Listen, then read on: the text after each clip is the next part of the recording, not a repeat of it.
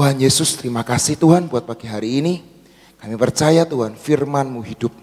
Firman-Mu itu Tuhan yang akan memperlengkapi setiap kami. Membawa kami sampai destiny kami tuntas.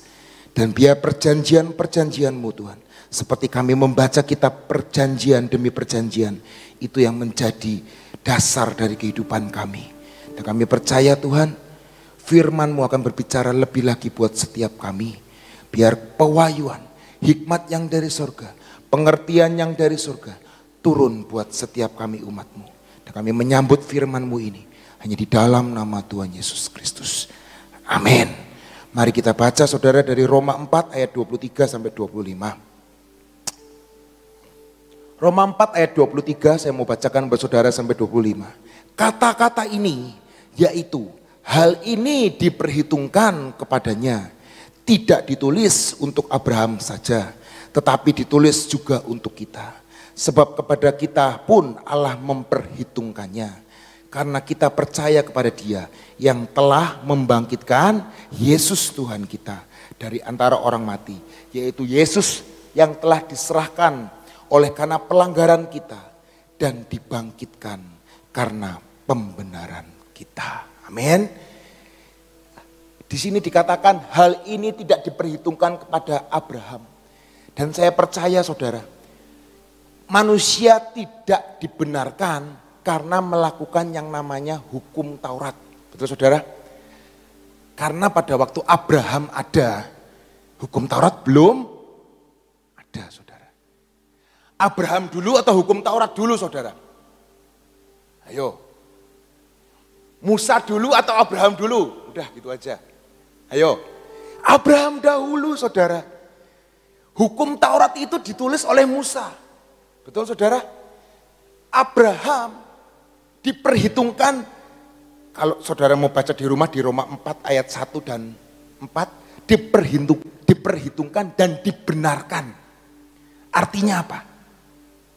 Hukum Taurat tidak membenarkan. Melakukan hukum Taurat bagus gak? Bagus. Hukum Taurat itu bagus ditulis Musa. Karena kedegilan hati orang Israel. Ditulis yang namanya hukum Taurat. Ini loh untuk membatasi. Betul saudara?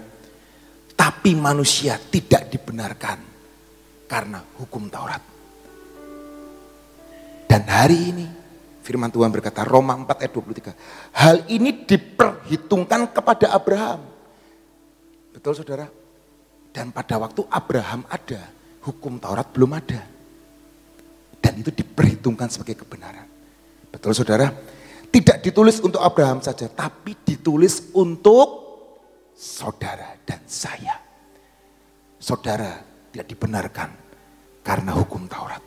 Tapi saudara dibenarkan karena Yesus sudah bangkit buat hidup saudara dan saya.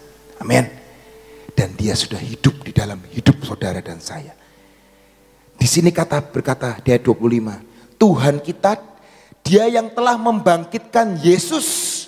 Tuhan kita dari antara orang mati. Yaitu Yesus yang telah diserahkan karena pelanggaran kita. Dan dibangkitkan oleh karena pembenaran. Orang yang dibenarkan. Betul? Seharusnya orang yang berdosa.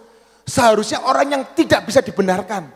Tapi pembenaran dibenarkan oleh Allah. Karena melalui siapa? Melalui Yesus. Kita dibenarkan. Amin. Kita dibenarkan bukan karena kita melakukan hukum Taurat. Kita dibenarkan karena kita percaya sama Yesus yang sudah dibangkitkan. Dan hidup di dalam kita. Amin. Karena salibnya kita hidup. Karena salibnya kita bisa ada hari ini. Betul saudara? Ingat itu saudara. Karena pembenaran kita. Dan di sini ada kata yang namanya damai. Seringkali diperdamaikan. Betul saudara? Diserahkan karena pelanggaran kita dan dibangkitkan karena pembenaran kita. Yesus sudah mati karena untuk memperdamaikan saudara dan saya. Amin. Kita sudah diperdamaikan bukan karena hukum Taurat, bukan karena kebisaan kita, bukan karena kemampuan kita. Kita sudah diperdamaikan oleh Tuhan karena Tuhan sudah mati di kayu salib dan dibangkitkan. Dan dia memberi damai kepada hidup setiap kita. Amin saudara. Di Yohanes 14 ayat 27. Mari kita baca. Damai sejahtera kutinggalkan bagimu. Damai sejahteraku kuberikan kepadamu. Dan apa yang kuberikan tidak seperti yang diberikan oleh dunia kepadamu. Janganlah gelisah dan gentar hatimu. Damai, saya baca sekali lagi. Damai sejahtera kutinggalkan kepadamu, bagimu.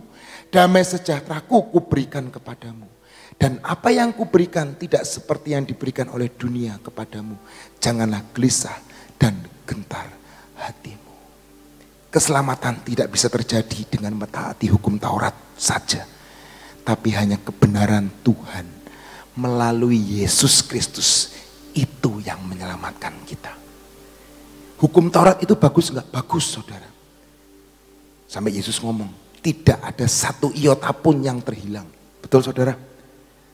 Tapi dengan melakukan itu saja, enggak selamat. Ketika kita meninggalkan yang namanya Yesus. Karena keselamatan, kebenaran hanya melalui Tuhan kita, yaitu Yesus Kristus yang dapat menyelamatkan kita. Di sini ada kata damai saudara. Damai sejahtera kutinggalkan bagimu. Damai di sini artinya eirin. Eirin artinya utuh, disatukan, terikat menjadi satu, kuat dan kokoh. Eirin, damai, artinya utuh, disatukan, terikat menjadi satu, kuat, kokoh. Dengan siapa Pak? Ya dengan Tuhan kita. Allah Bapa, Allah Putra, Allah Roh Kudus. Saudara tahu, bayangan dari Eirin ini seperti keluarga saudara. Ketika di dalam keluargamu ada kesatuan, ada kekokohan. Bukan artinya yes man ya. Yes mom, yes man. Semua yes, apapun yes. Enggak gitu. Tapi ada pengertian, ada kesatuan, ada kekokohan. Terikat satu kepada yang lain. Saling menghormati satu sama yang lain. Saudara lihat, di situ ada yang namanya damai sejahtera. Betul saudara? Karena kata damai pasti diikuti dengan kata sejahtera. Firman Tuhan berkata, di mana di situ ada Eirin, ada kesatuan, keluarga menjadi satu, saling menghormati, saling menyatu. Di situ ada yang namanya sejahtera. Amin saudara. Di Yohanes 14 ayat 27 tadi berkata, damai sejahtera kuberikan kepadamu. Dan apa yang kuberikan tidak seperti yang diberikan oleh dunia kepadamu. Janganlah gelisah dan gentar. Damai sejahtera dengan Tuhan kita bisa miliki saudara. Tapi seringkali kita ini kehilangan yang namanya damai sejahtera. Betul gak sih saudara? Ketika kita disakiti orang. Ketika kita mengalami situasi kondisi yang tidak memungkinkan, yang tidak mengenakan. Kadang-kadang yang namanya damai sejahtera ini hilang. Seringkali orang ngomong, aduh damai sejahteranya hilang. Seringkali orang latah, damai sejahteranya hilang. Benar gak sih saudara? Tapi itu adalah diri kita sendiri yang bisa menghilangkan itu. Atau kita menahan itu. Apakah bisa kita mengatakan, aku tetap mau damai sejahtera. Aku gak mau marah. Amin saudara. Dan seringkali dalam kehidupan kita, mungkin kita dalam pelayanan kita, di dalam apapun kehidupan kita, seringkali kita tuh ngerasa jauh dari Tuhan. Tubuhnya ngelayanin, hidupnya ngelayanin. Setiap hari PW mungkin, setiap hari ada di tempat ini melayani. Tapi itu cuma tubuh, rohnya tuh melayang-layang. Habis ini mau ngapain? Nanti gimana? Sudah akhir bulan, ini awal bulan, harus apa yang dibayar. Tagihan-tagihan yang harus dibayar. Seringkali ini pikiran ini jauh dari yang namanya Tuhan. Betul gak sih saudara? Kita pengennya sih damai sejahtera. Tapi ternyata gelombang kehidupan ini, apa yang dunia tawarkan, itu seringkali nggak membuat kita damai. Makanya di Yohanes 14 ayat 27 tadi berkata apa saudara? Dan apa yang kuberikan tidak seperti yang diberikan oleh dunia kepadamu. Ternyata ada double standar saudara. Standar dunia dan standarnya Tuhan. Betul nggak sih saudara? Kita di dalam ruangan ini, kita ngomong rohani, betul. Tapi nanti begitu turun tangga, yang dilihat apa? Jasmani, tagihan numpuk, uang sekolah anak belum dibayar mungkin, uang kontrakan belum dibayar, tagihan giro masih ini, tagihan masih ada. Di sini bisa ngomong damai sejahtera, keluar bisa nggak ngomong damai sejahtera? Ngadepin nota bisa ngomong damai sejahtera enggak? Ngadepin sakit penyakit bisa nggak ngomong damai sejahtera enggak? Di sini nggak ngelihat, sampai rumah lihat orang tua sakit, anak sakit, tagihan banyak, damai sejahtera enggak? Jujur saudara, dalam kehidupan ini ada double standar. Tapi makanya Tuhan ngomong, kuberikan tidak seperti yang diberikan oleh dunia kepadamu. Ada janji Tuhan, janganlah gelisah dan gentar hatimu. Karena balik lagi yang seperti tadi ngomong, damai sejahtera kutinggalkan kepadamu. Ini janji Tuhan loh saudara. Janji Tuhan bukan cuma kepada Abraham, tapi diperhitungkan buat saudara dan saya. Amin. Orang dunia berkata, habis liburan kemana kemarin? Healing. Nah itu, standar dunia itu berkata healing. Healing. Seringkali orang ngomong healing, healing, healing. Healing sih healing saudara. Tapi ukur juga ukuran kekuatan dompet saudara. Ngutang kartu kredit, healing. Pakai hotel yang mahal, bayar pakai kartu kredit dulu nggak apa-apa. Ngutang dulu nggak apa-apa. Setelah healing saudara, sampai di rumah ngadepi tagihan kartu kredit. Ngadepi tagihan, apa itu? Kalau zamannya sekarang itu, pay letter. Nah itu dia, hati-hati saudara. Modal KTP, dapat pay letter, modal KTP, dapat pinjaman online. Hati-hati. Itu mungkin standarnya dunia. Tapi hari ini Tuhan ngomong, jangan gelisah hatimu. Aku ada nak, aku sudah menang. Dari yang namanya bukan cuma kebangkitan, dari kematian. Tapi aku sudah mengalahkan yang namanya ekonomi. Ingat saudara, waktu terakhir sharing saya, Tuhan itu nggak menang cuma karena, wah dia sudah mati, bangkit dan naik ke surga, bikin rumah buat kita. Nggak cuma itu loh saudara. Dia nemuin murid-muridnya ketika masa paceklik. Saudara ingat ketika murid-muridnya nggak dapat ikan, Tuhan ngomong apa? Tebarkan jalamu di sebelah kananmu. Dan hari itu murid-muridnya yang tidak berbuah menjadi berbuah kembali.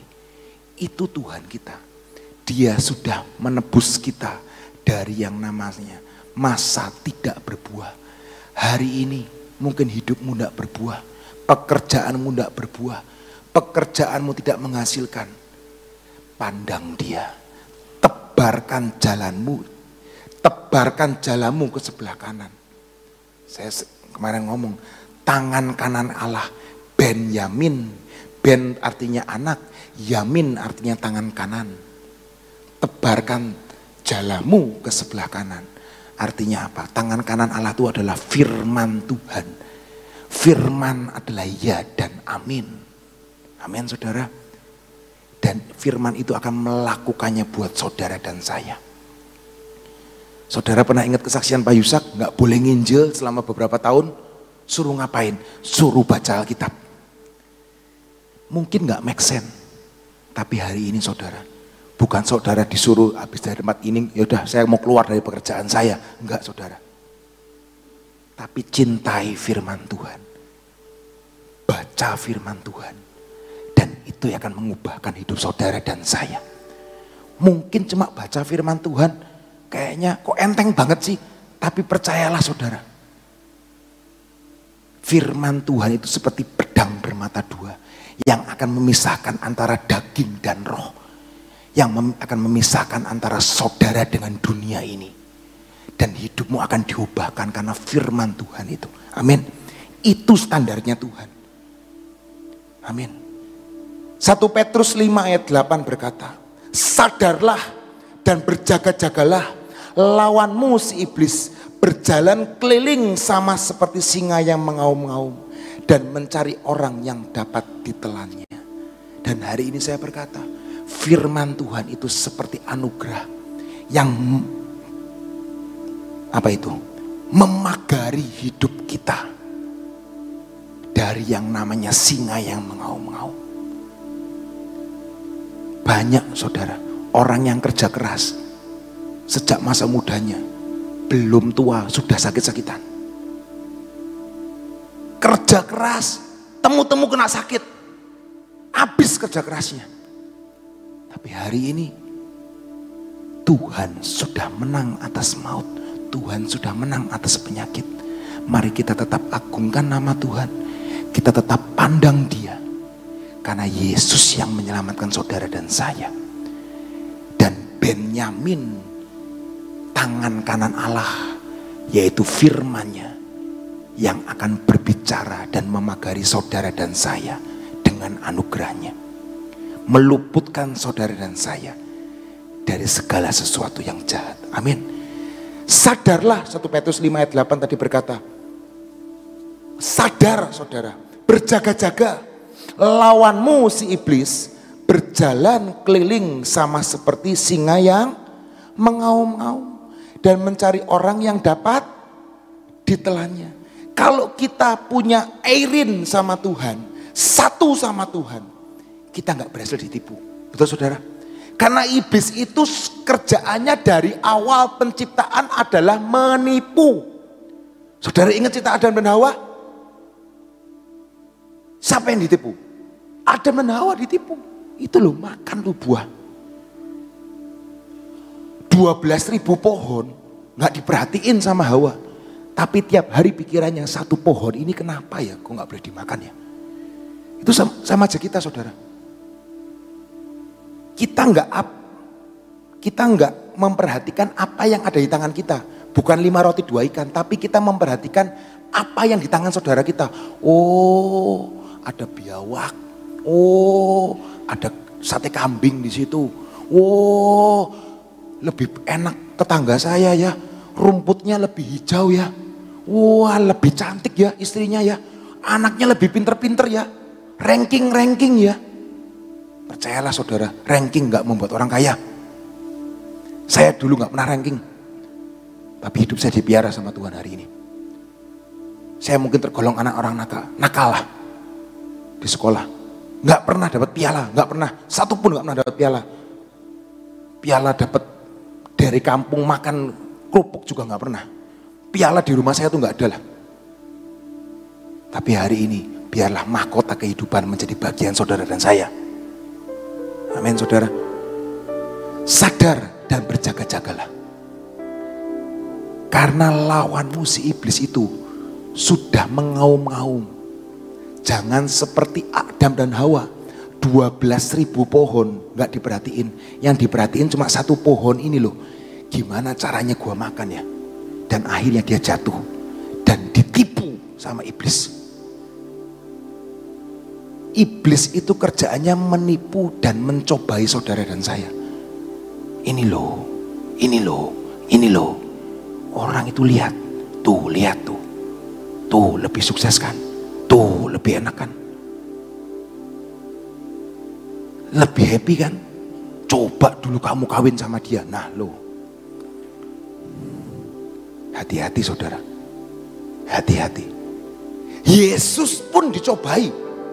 Saudara ingat Yesus dicobai? Yesus dicobai saudara. Di Matius 4 ayat 1 dan 11 saya nggak mau baca buat saudara. Yesus 3 kali dicobai. Dan hari ini kita bersyukur. Yesus nggak berakhir seperti Adam dan Hawa. Karena percayalah, dia adalah Adam yang kedua. Yesus itu Adam yang kedua. Adam yang pertama ditipu, dicobai, gagal. Dan harus terusir dari Taman Eden. Adam yang kedua dicobai 3 kali sama iblis. Dan dia berhasil menang buat saudara dan saya. Sampai dia mengalahkan yang namanya Golgota. Percayalah saudara, tanpa Golgota tidak ada yang namanya kebangkitan. Tanpa Golgota tidak ada yang namanya kemenangan. Jadi hari ini Tuhan ngomong, pikulah kuk yang kupasang. Amin. Jadi siap-siap. Golgota saudara dan saya beda-beda. Salib yang saudara tanggung dan saya beda-beda. Tapi percayalah, ketika kita melewatinya bersama Yesus yang sudah menang di Golgota, pasti kita menang. Amin. Yesus sudah mengalahkan Golgota. Dan kita bersama Yesus, Tuhan yang bersama kita. Amin. Tuhan yang memegang tangan kita.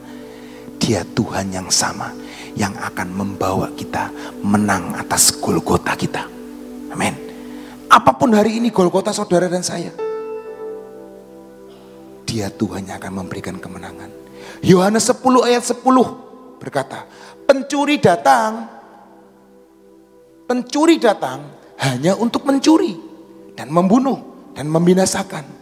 Tetapi saudara lihat, Yesus datang supaya mereka punya hidup dan mempunyainya dalam segala kelimpahan. Ini janji Tuhan. Yesus datang supaya kita ini mempunyai hidup dan mempunyai di dalam segala kelimpahan saudara. Dan ini saudara, fokusnya kita harus kepada Tuhan. Amin. Kalau Yesus nggak datang buat saudara dan saya, kita jadi orang-orang yang binasa. Tapi terpujilah nama Tuhan. Dia sudah datang buat hidup saudara dan saya. Dan akan memberikan kelimpahan buat saudara dan saya. Amin. Kelimpahan dalam jasmani maupun dalam hal rohani. Nanti saya akan lanjutkan mungkin minggu depan. Tapi percayalah saudara, hari ini jangan sampai firman Tuhan yang ada dalam hidup kita, perjanjian Tuhan yang ada dalam hidup kita, itu dicuri oleh iblis. Amin. Gimana cara nyurinya? Ketika kita lengah, ketika kita nggak berjaga-jaga, ketika kita nggak berdoa, ketika kita nggak waspada, itu yang dicuri. Yang dicuri apa? Jebakan-jebakan apalah. Saya dengan cepatlah ngasih ke saudara. Yang pertama mungkin jebakan performa. Performa itu apa sih maksudnya? Penampilan ini loh. Percayalah saudara, kita ini hidup tidak bisa menyenangkan semua orang. Kalau kita ini pengen hidup menyenangkan semua orang, kita jadi orang yang paling malang. Yang mahal itu bukan hidup. Bukan kehidupan sehari-hari, beras, bahan pokok, bukan. Tapi yang mahal itu adalah gaya hidup, performa, pengen penampilan, tampak kaya, tampak sukses, tampak ganteng, tampak cantik. Itu yang bikin miskin, saudara, percayalah. Bukan beras yang mahal, bukan minyaknya yang mahal, bukan bahan pokok yang mahal, tapi gaya hidup itu loh, performa kita itu loh, yang bikin kita, itu standarnya dunia. Tapi firman Tuhan berkata apa? Roma 8 ayat 29 sampai 30 sampai 33. Sebab semua orang yang dipilihnya dari semula, mereka juga ditentukannya dari semula untuk menjadi serupa dengan gambaran anaknya. Supaya ia anaknya itu menjadi yang sulung di antara banyak saudara. Dan mereka yang ditentukannya dari semula, mereka itu juga dipanggilnya. Dan mereka yang dipanggilnya, mereka itu juga dibenarkannya. Mereka yang dibenarkannya, mereka itu juga dimuliakannya. Siapa yang menggugat orang-orang pilihan Allah? Allah yang membenarkan mereka. Siapa yang akan menghukum mereka? Hari ini tuh jangan penampilan boleh kalau emang ada duitnya, nggak apa-apa lah. Itu boleh lah. Tapi kita ini adalah ciptaan Tuhan yang sudah dimuliakan sama Tuhan. Jadi bukan maksudnya bangga sama diri sendiri, enggak tuh. Tapi ayo bersyukur dengan apa yang Tuhan sudah berikan dalam hidup kita. Bersyukur. Karena Tuhan ngomong bersyukur nak, bersyukur nak. Jangan mementingkan performa kita. Itu standar dunia. Kalau nggak punya mobil belum kaya. Kalau nggak punya perhiasan ini nggak kaya. Kalau nggak pakai cincin yang gede belum jadi bos. Percayalah, bosok ya jadinya nanti. Kalau nggak pakai kalung rantai, seperti salah satu pengacara terkenal itu yang waduh, sering kali di TV, kalau ada acara TV sering gini-gini, kalau belum gini-gini belum kaya. Hati-hati saudara, itu standar dunia. Tapi kita ini punya standar Kristus. Amin. Hati-hati. Seringkali kita ini standarnya standar dunia. Padahal firman Tuhan berkata, ini loh firman Tuhan ini tangan kananku. Kita harus ikut standarnya surga. Amin saudara. Saya kasih dua aja. Yang terakhir. Jebakan yang terakhir nih. Jebakan yang iblis seringkali ngasih tahu kita. Saya temuin sih ini ada 4, tapi saya hari ini saya mau kasih 2 dulu. Jebakan yang keempat, rasa malu, rendah diri. Apa iya? Apa bisa saya? Nggak mungkin saya bisa. Orang tua saya siapa? Pendidikan saya apa? Saya nggak punya apa-apa. Saya cuma anaknya orang miskin. Mana bisa saya sekolah luar negeri? Mana bisa saya punya usaha seperti ini? Mana bisa saya punya kehidupan seperti ini? Nggak mungkin bisa lah. Rasa malu dan percaya diri. Ini jebakan-jebakan yang iblis kasih. Yang tadi pertama apa? Jebakan performa. Itu loh kalau kamu makan buah itu, kamu akan jadi Yesus. Kamu akan jadi Tuhan. Itu jebakan performa saudara. Yang kedua, iblis akan menghembuskan yang namanya rasa malu, tidak percaya diri. Saya ini juga orang yang pemalu loh saudara. Mungkin dibungkus dengan ketegaran, dibungkus dengan apa ya, kepercayaan diri gitu kan. Tapi sebenarnya pada dasarnya saya ini orang yang rendah diri.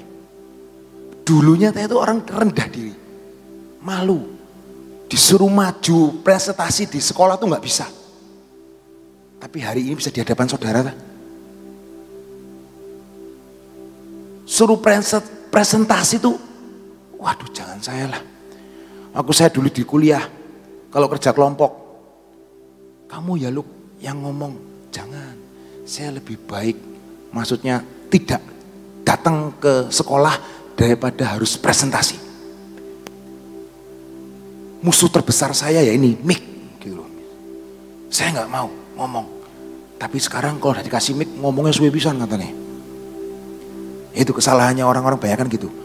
Nggak mau, ayo kesaksian. Dikasih mic, ngomongnya ngalur ngidul. Dari barat sampai timur, dari utara sampai selatan, balik maning barat daya ke barat timur. Itu orang.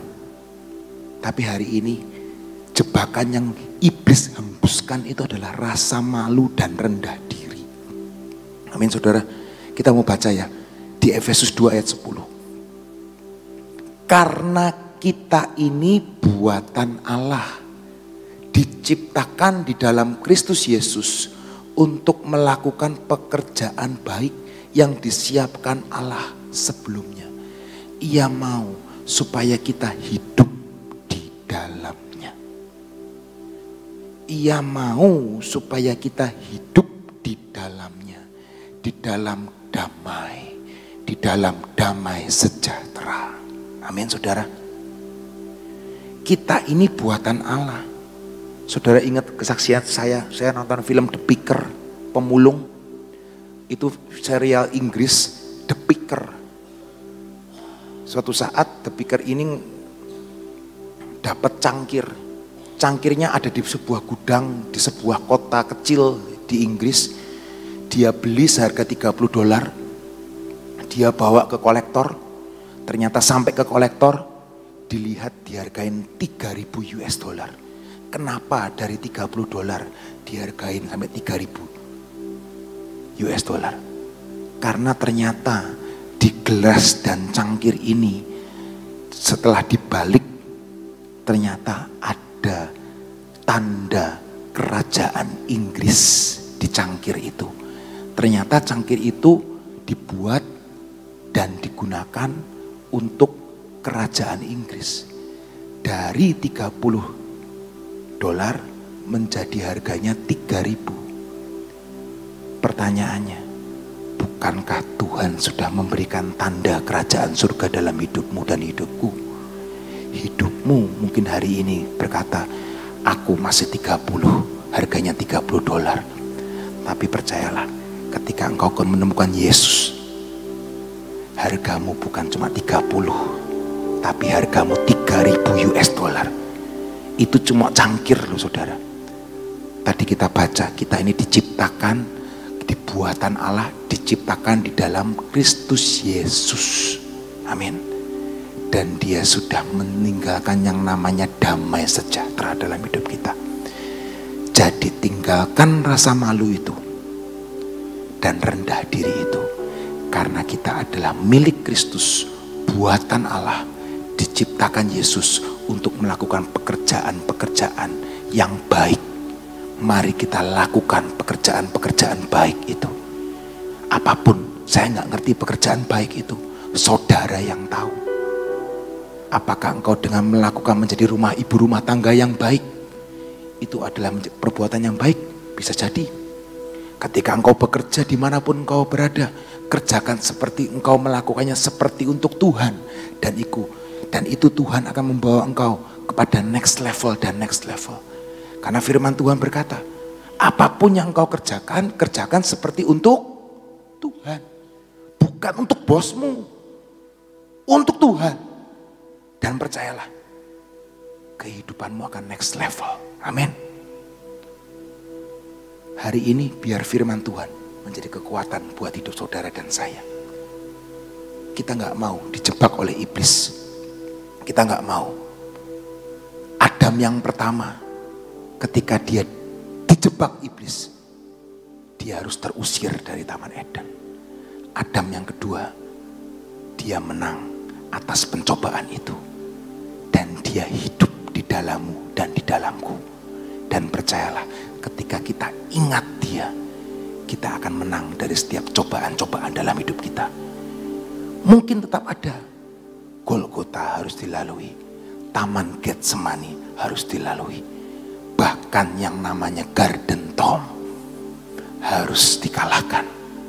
Tapi percayalah, Yesus sudah menang atas itu. Dan kita, firman Tuhan berkata, kita lebih daripada pemenang. Tuhan Yesus memberkati. Mari kita berdoa. Tuhan Yesus, kami mengucap syukur buat pagi hari ini Tuhan. Firman-Mu Tuhan, yang sudah kami dengar hari ini, biar itu berbicara lebih lagi Tuhan atas hidup kami. Karena Engkaulah segalanya dalam hidup kami. Buat kami ngalami Tuhan. Buat kami ngalami dalam anugerah-Mu. Hari ini Engkau sudah menang dari yang namanya kematian. Engkau sudah menang dari yang namanya Golgota. Dan hari ini Tuhan, kami sudah terima yang namanya damai sejahtera itu. Biar hari ini Tuhan, damai sejahtera yang daripada Tuhan melimpah atas hidup setiap kami. Karena Engkau sudah menjanjikan damai sejahtera itu. Dan hari-hari ini Tuhan, biar damai sejahtera-Mu itu ada dan menetap dalam hidup setiap kami. Dengan mengucap syukur Tuhan buat pagi hari ini Tuhan. Seberapa kami hadir. Ini adalah bulan yang baru buat kami. Bulan kemenangan buat hidup kami. Dan kami percaya Tuhan, anugerah-Mu kuat di dalam hidup setiap kami. Dan kami mau terima pengurapan yang baru pagi hari ini Tuhan. Bukan kuat gagah kami Tuhan. Mari bangkit berdiri saudara. Kita akan terima pengurapan yang daripada Tuhan. Tuhan, kami terima pengurapan yang daripada-Mu atas kepala kami, hidup kami. Dan kami percaya Tuhan, perlindungan yang dari surga, ketujuh roh-Mu Tuhan, sudah ada dalam hidup setiap kami. Kami urapi mata kami, biar mata ini Tuhan, bukan hanya melihat yang jasmani, tapi kami melihat yang rohani Tuhan. Dan biar mata ini Tuhan, hanya tertuju kepada-Mu. Dan kami percaya Tuhan, Engkau sudah sediakan perkara-perkara yang ajaib di dalam hidup kami. Dan setiap ketergantungan kami, ketidakpercayaan kami patahkan di dalam nama Tuhan Yesus. Kami percaya Tuhan, Engkau Tuhan yang sudah bangkit dan menang atas hidup setiap kami. Dan kami percaya Tuhan, mulut kami urapi Tuhan. Mulut yang penuh dengan firman Tuhan. Seperti kata Benyamin, tangan kanan Allah. Itu menjadi firman, menjadi bagian kami. Firman, mulut kami memberitakan, mendeklarasikan, menceritakan firman Tuhan. Dan itu kami menjadi daging dalam kehidupan kami. Kami percaya Tuhan, hati kami Tuhan, hati yang lembut, hati yang diubahkan hari demi hari. Dan kami percaya hati ini tertuju kepada Engkau. Dan kami juga percaya Tuhan, tangan kami Tuhan, tangannya akan membawa kemenangan demi kemenangan dalam hidup setiap kami. Tangan yang penuh dengan susu dan madu, tangan yang penuh kemenangan. Dan kami percaya Tuhan, apa yang kami pegang jadi besar, apa yang kami usahakan jadi mendunia Tuhan. Dan kami juga berdoa untuk kaki kami Tuhan, kaki seperti kaki rusa Tuhan, kaki yang kuat, kaki yang membawa kami mencapai destiny kami. Kami tetap berdoa Tuhan untuk bangsa dan negara kami Tuhan. Bangsa yang sudah Kau anugerahkan dalam hidup kami. Kami percaya adalah bangsa yang besar, bangsa yang hidup, bangsa yang penuh dengan kemenangan, bangsa yang dimuliakan Tuhan. Kami percaya Tuhan, pemerintahan dari yang terendah sampai yang teratas Tuhan, semuanya Tuhan, ada kedaulatan Tuhan atas bangsa ini Tuhan. Dan kami percaya Tuhan, pemilihan presiden, pemilihan legislatif semuanya dalam kendali Tuhan. Dan Kau sudah menetapkan Tuhan, siapa-siapa yang akan memimpin bangsa ini dan membawa bangsa ini menuju kemuliaan demi kemuliaan.